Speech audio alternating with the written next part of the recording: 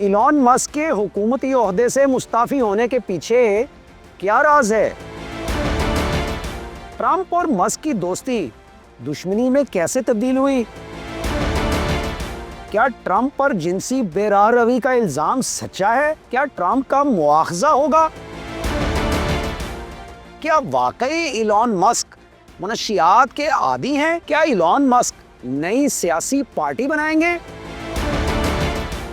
Trump نے کن ممالک کے شہریوں کے امریکہ داخلے پر پابندی لگائی؟ کون ان پابندیوں سے مستثنی ہوگا؟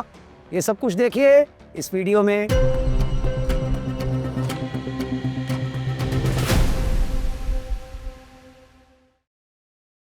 السلام علیکم، میرا نام ہے سجاد شفیق بٹ۔ ناظرین، سیاست اہل اقتدار کا کھیل ہے، اور اس عجیب و غریب کھیل میں نہ تو دوستی مستقل ہوتی ہے اور نہ ہی دشمنی پکی۔ اقتدار کی رسہ کشی میں کچھ پتہ نہیں چلتا کہ کب دشمن دوست بن جاتے ہیں اور کب پرانی سے پرانی دوستی بھی دشمنی میں بدل جاتی ہے۔ آپ ذرا صدر امریکہ ڈونلڈ ٹرمپ اور دنیا کے امیر ترین شخص ایلان مسک کی دوستی کو سیاست کی نظر سے دیکھیے۔ ٹرمپ اور مسک کے سیاسی اتحاد پر پہلے دن سے ہی سیاسی ماہرین متفق تھے کہ جیسے ایک نیام میں دو تلواریں نہیں رہ سکتی، ویسے ہی ان دونوں شخصیات کا مستقل بنیادوں پر اجتماع منعقد ہونا بھی محال ہے۔ اس کی بنیادی وجہ یہ بتائی جاتی تھی کہ دونوں کی دوستی کوئی نظریاتی اساس نہیں رکھتی، بلکہ یہ رشتہ اور یہ قربت محض دو طرفہ مفادات پر محیط ہے، یعنی جس کو انگریزی زبان میں کہتے ہیں نا میرج آف کنوینئنس، اور پنجابی میں کہتے ہیں سجا تووے کھبے نو تے کھبا تووے سجے نو۔ تو ٹرمپ اور مسک کے مابین تعلق ایسا ہی تھا جیسے سیاسی اور مالی منفعت سمیت مختلف اغراض و مقاصد کے حصول کے لیے ایک تعلق استوار کر لیا جائے، اور یقیناً تھا بھی ایسا ہی، کیونکہ دونوں کو آگے بڑھنے کے لیے ایک دوسرے کی ضرورت تھی۔ دراصل ٹرمپ کو الیکشن جیتنے کے لیے سرمایہ درکار تھا، جبکہ ایلان مسک کو نئے کاروباری منصوبے شروع کرنے کے لیے حکومتی سرپرستی کی حاجت تھی۔ حالیہ الیکشن میں دونوں نے ایک دوسرے کو مکمل سپورٹ کیا۔ اس کے باوجود پوری دنیا کو یقین تھا کہ ان کی یہ دوستی پائیدار ثابت نہیں ہوگی اور بہت جلد اس میں دراڑ آ ہی جائے گی، اور وہی ہوا جس کا اندیشہ بین الاقوامی سیاسی پنڈتوں نے ظاہر کیا تھا۔ چند روز قبل ایلان مسک نے ٹرمپ کو اعتماد میں لیے بغیر اچانک حکومتی عہدے سے استعفیٰ دے دیا، اور آج دونوں ایک دوسرے پر سنگین الزامات عائد کر رہے ہیں۔ ٹرمپ اور ایلان مسک کے درمیان اختلافات کا سلسلہ دراصل اس وقت شروع ہوا جب ایلان مسک نے ٹرمپ کے مالیاتی بل پر دبے الفاظ میں تنقید کی۔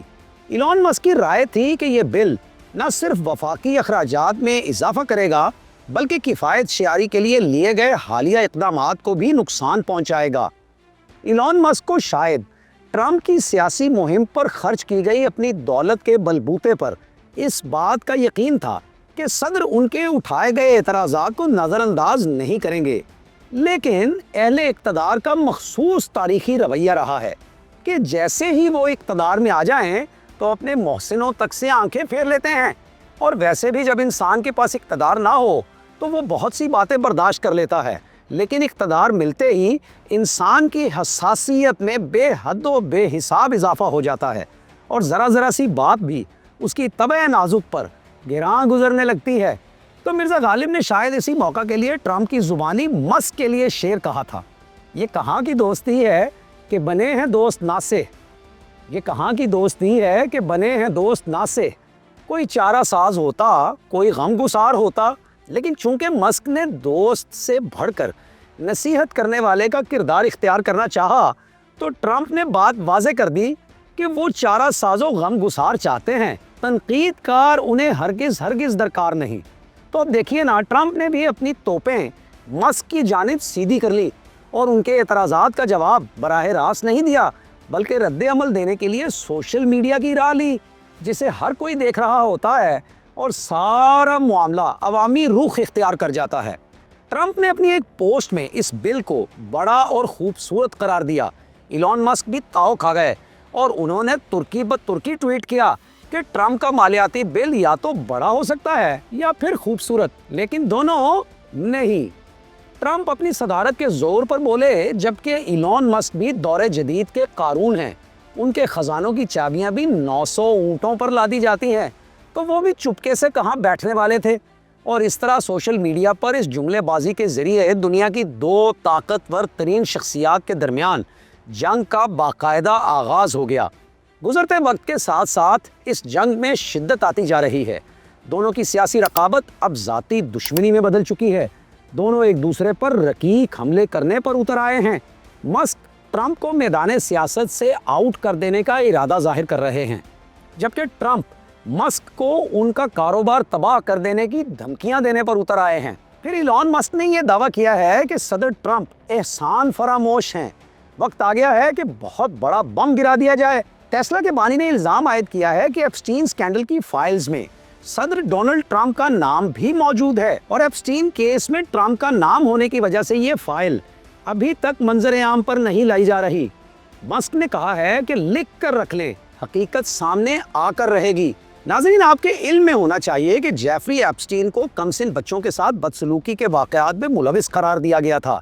سن 2019 میں یہ شخص انتہائی پراسرار حالات میں جیل میں مرا ہوا پایا گیا۔ جیفری ایپسٹین امریکہ سمیت مختلف ممالک کی اہم ترین شخصیات کا دوست تھا، اور وہ اپنے گھر میں پارٹیز کرتا جہاں یہ سب آتے۔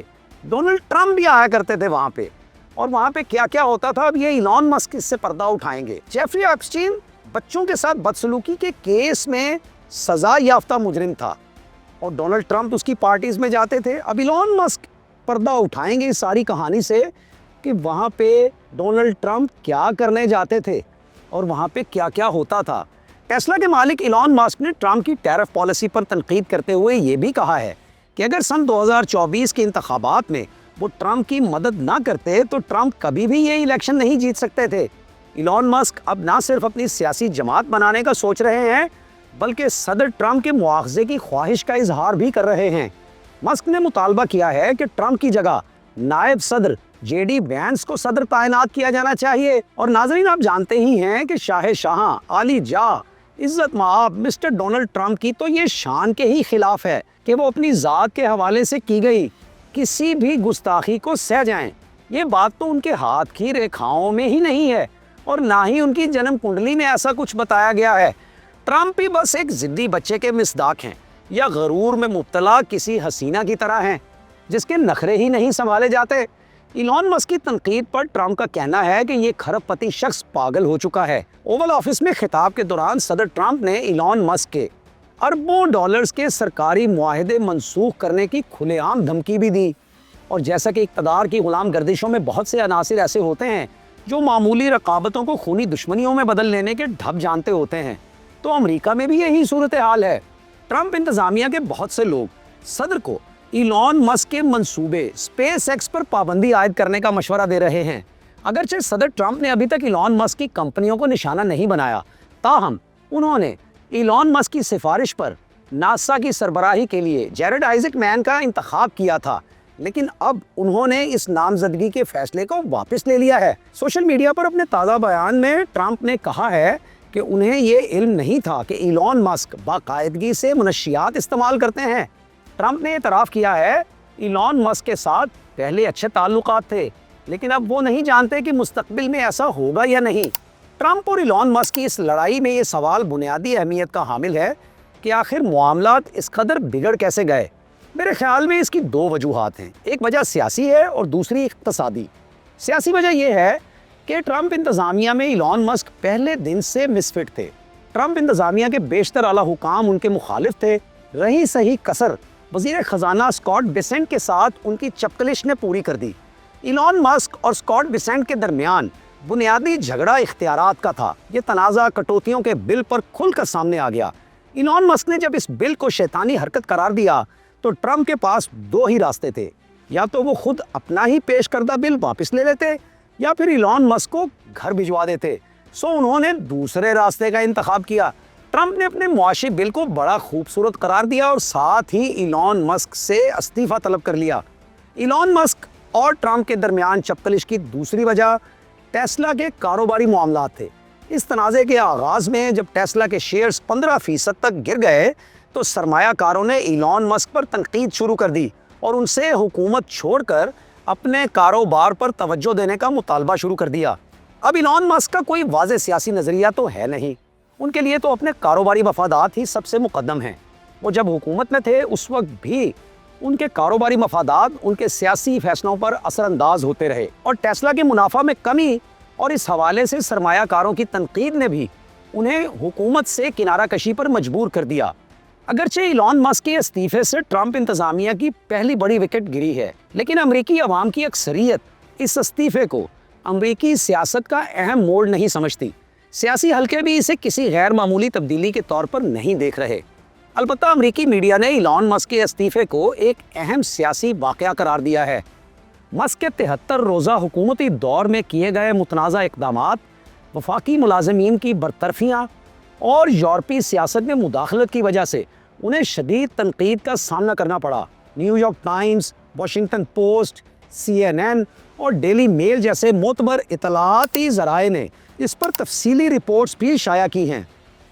مسک کے استعفے کے بعد ان کے سیاسی کردار کے اثرات برسوں تک محسوس کیے جانے کا اندازہ لگایا گیا ہے اور ان کے فیصلوں کو تباہ کن قرار دیا گیا ہے۔ اقتدار کی رسہ کشی میں انتہائی قریبی ساتھی کو کھونے کے باوجود ٹرمپ اپنے ایجنڈے کے نفاذ سے پیچھے نہیں ہٹے ہیں۔ انہوں نے افغانستان اور ایران سمیت 12 ممالک کے شہریوں کے امریکہ میں داخلے پر پابندی لگا دی ہے۔ صدر ٹرمپ نے واضح کیا ہے کہ انہوں نے یہ فیصلہ سیکیورٹی وجوہات کی بنا پر کیا ہے، کیونکہ غیر ملکی افراد خطرناک مقامات سے امریکی ویزے لے کر ایک کے بعد ایک دہشت گردانہ حملے کر رہے ہیں۔ ٹرمپ کے مطابق گزشتہ دنوں کولوراڈو میں کیا جانے والا دہشت گرد حملہ اس بات کا ثبوت ہے کہ وہ غیر ملکی شہری جو درست طریقے سے ویریفائی نہیں ہوتے وہ امریکہ کے لیے شدید خطرے کا سبب بن جاتے ہیں۔ ناظرین، آپ کو یاد ہوگا کہ چند روز قبل امریکی ریاست کولوراڈو میں اسرائیل کے حق میں ایک ریلی پر نامعلوم شخص نے حملہ کیا تھا، جس سے 6 افراد زخمی ہو گئے تھے۔ امریکی حکام کا دعویٰ ہے کہ اس حملے میں ملوث شخص غیر قانونی طور پر امریکہ میں داخل ہوا تھا۔ اسی واقعے کو بنیاد بناتے ہوئے صدر ٹرمپ نے 12 ممالک پر سفری پابندیاں عائد کرنے کے ایگزیکٹو آرڈر پر دستخط کیے ہیں۔ پابندی کی زد میں آنے والے ممالک میں افغانستان، ایران، میانمار اور چاڈ شامل ہیں۔ ٹرمپی حکم نامے کے تحت جمہوریہ کانگو، استوائی گینی، ایریٹریا اور ہیٹی کے شہری بھی امریکہ داخل نہیں ہو سکیں گے۔ لیبیا، صومالیہ، سوڈان اور یمن کے شہریوں پر بھی امریکہ کے دروازے بند کر دیے گئے ہیں۔